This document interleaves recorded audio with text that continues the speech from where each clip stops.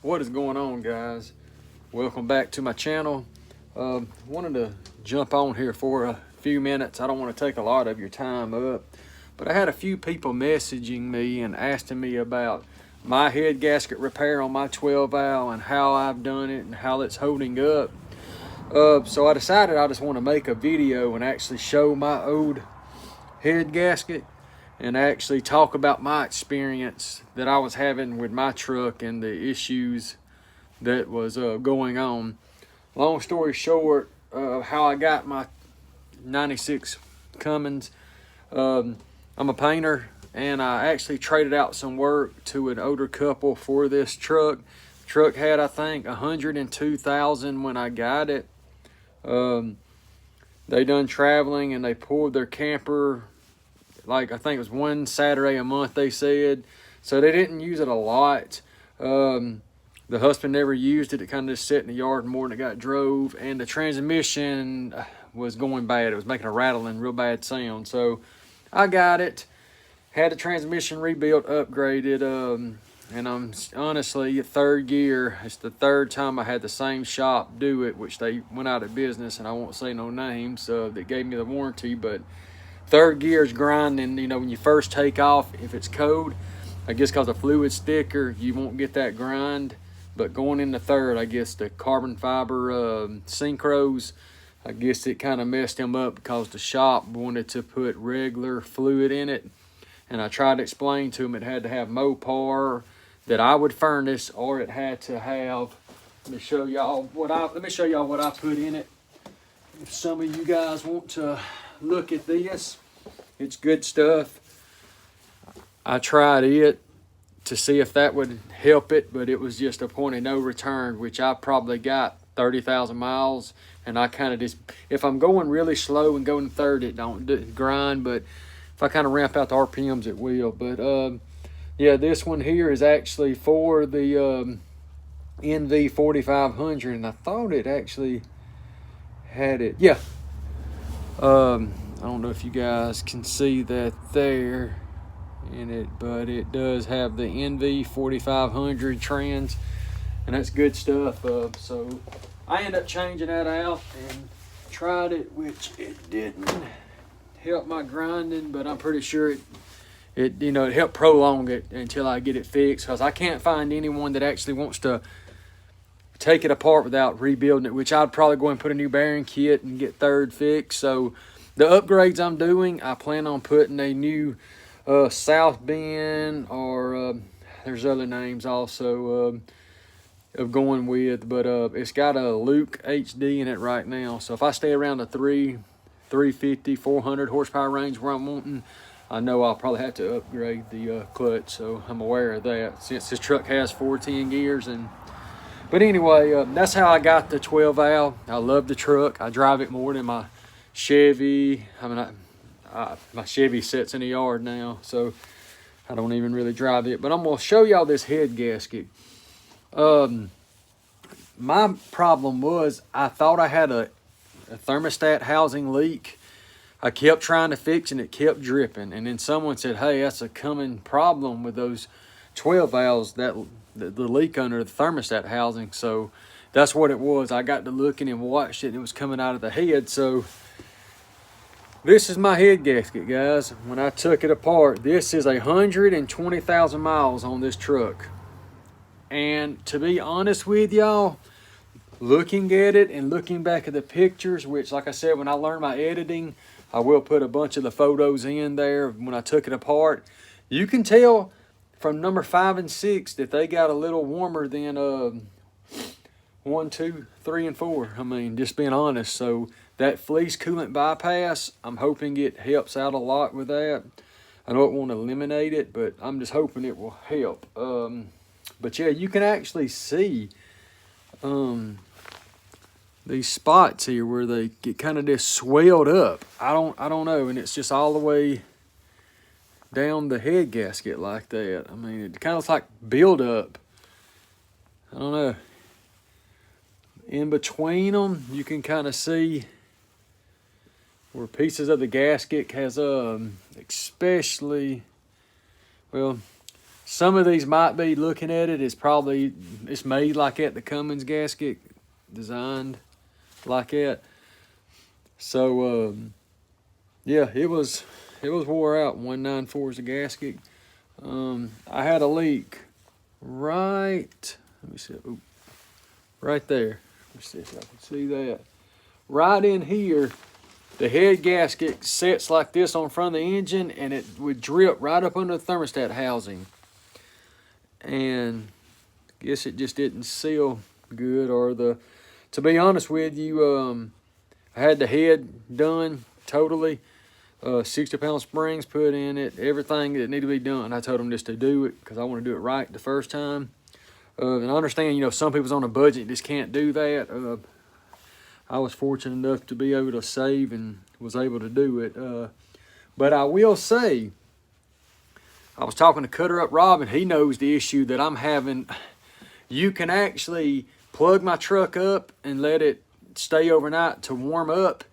You'll never see up under that thermostat housing where the head bolts to the block. You can see barely you can just see like a seepage. Nothing's dripping down the head, but you can kind of see like it's maybe wanting to. So I've been tightening the head down, and my oil change is coming up. So I'm hoping that when I do the hot retorque again, that eliminates it. But I'm not losing any coolant, no coolant in the oil. But it does look like I have a prone spot there that wants to leak. The head got surfaced. It was perfect. Man knows what he's doing. It does them all the time. So honestly, guys, if y'all are doing these, deck prep on the block is really crucial. I cleaned mine with a razor blade and non-flammable brake cleaner, but honestly, I wish I would have took a little more time and actually got the block perfect, because I didn't have a straight edge. I went off of, let me grab it and I'll show y'all, which I know that's not the way to do it, but at the time I thought, well, that would work, and it really didn't for me. But let me grab and show y'all what I used.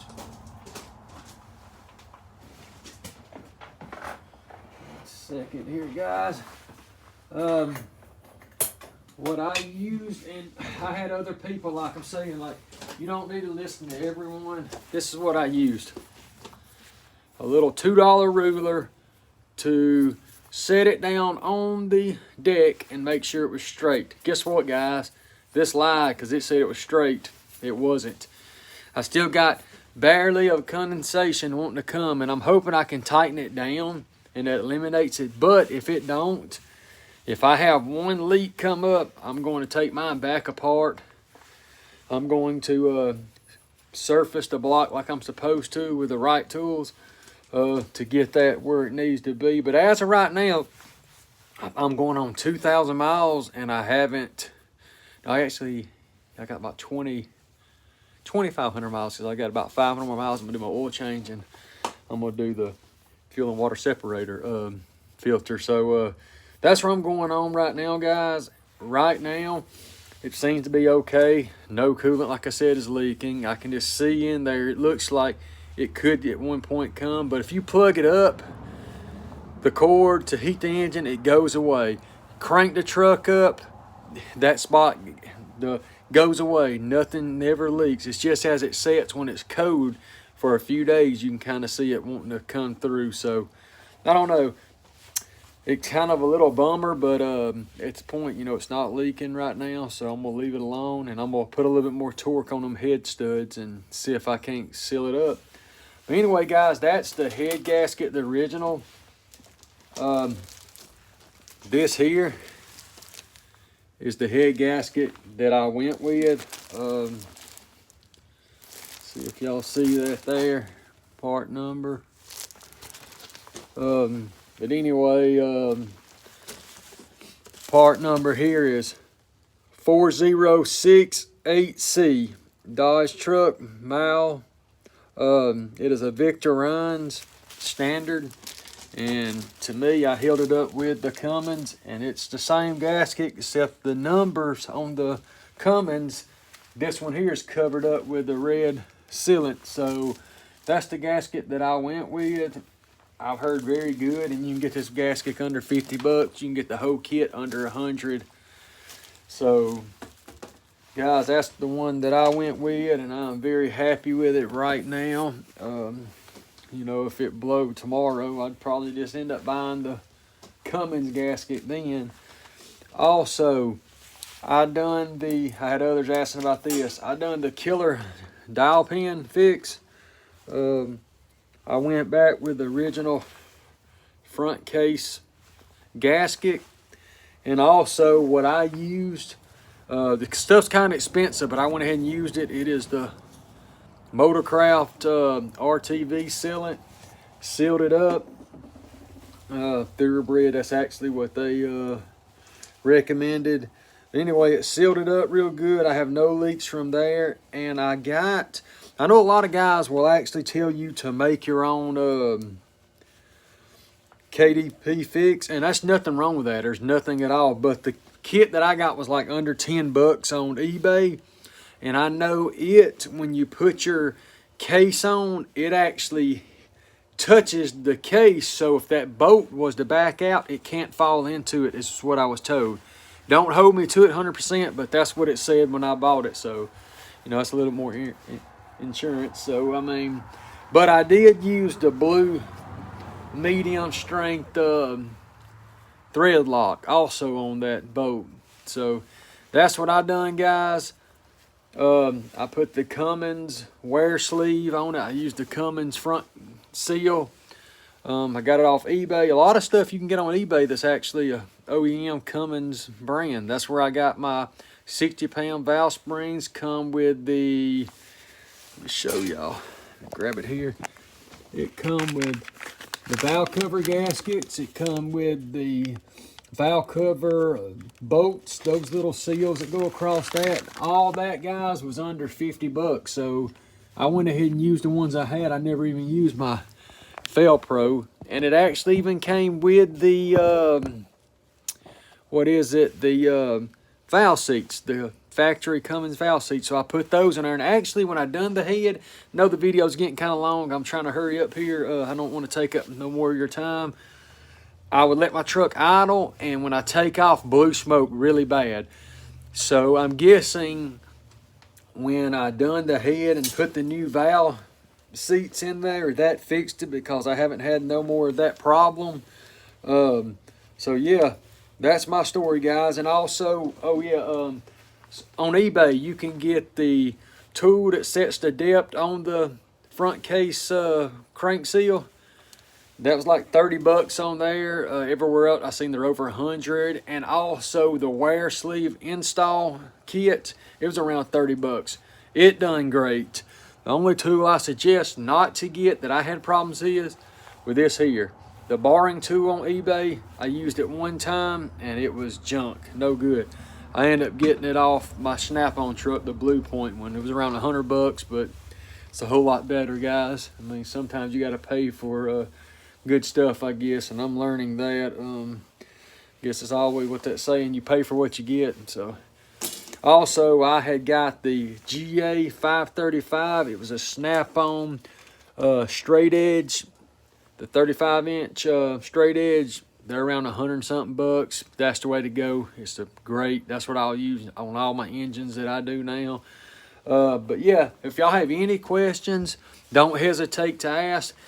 Like, share my page, hit that bell. I want to grow this channel. I see a bunch of people are watching it, but I'm not getting any requests or any followers. Guys, I want to grow this channel. If I can help y'all, or if y'all can help me, great. Like I said, I want to do a lot of stuff on this channel and give a bunch of giveaways, but I need y'all's help to do this. And if you want any of those CDP stickers, guys, let me know. The next video I bring will be the governor spring install. I got some of the stuff ready on the truck, got the governor springs in, and I'll be ready to go. That should be tomorrow, guys. Thank y'all, and y'all have a good one.